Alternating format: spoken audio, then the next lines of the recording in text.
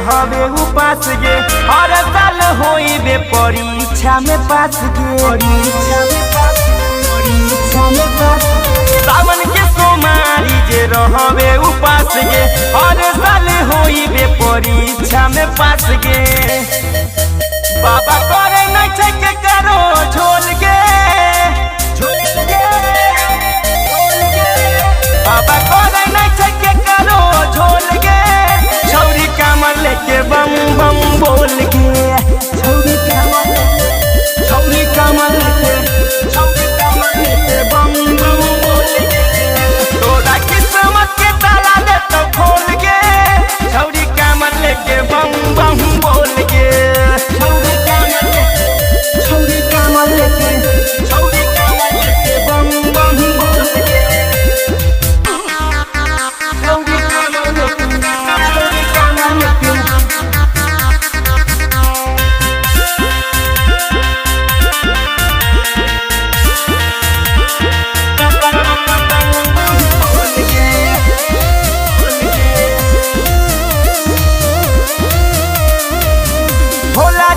शिवलिंग पर जल दिहे ढारी मिल गए तो छौरी तोरा दुल्हा सरकारी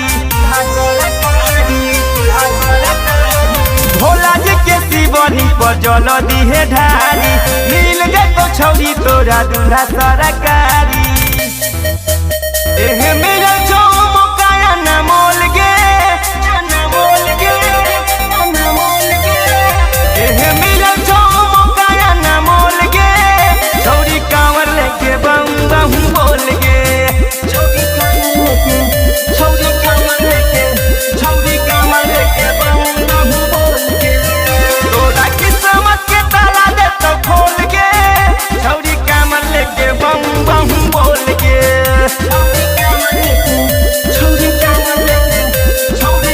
लेके बम बम बोल गे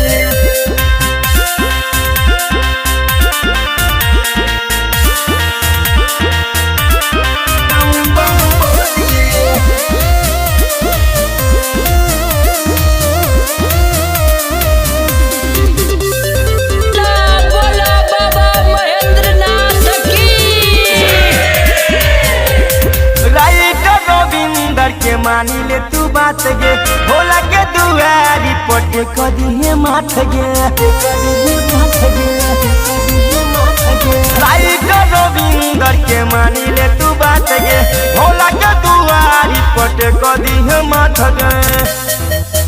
यो शिकारी लाल बजावे नाचे ढोल गे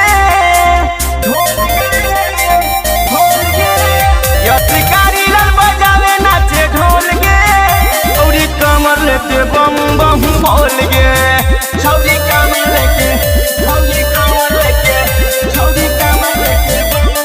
बोल गे तोरा किस्मत के ताला दे तो खोल गे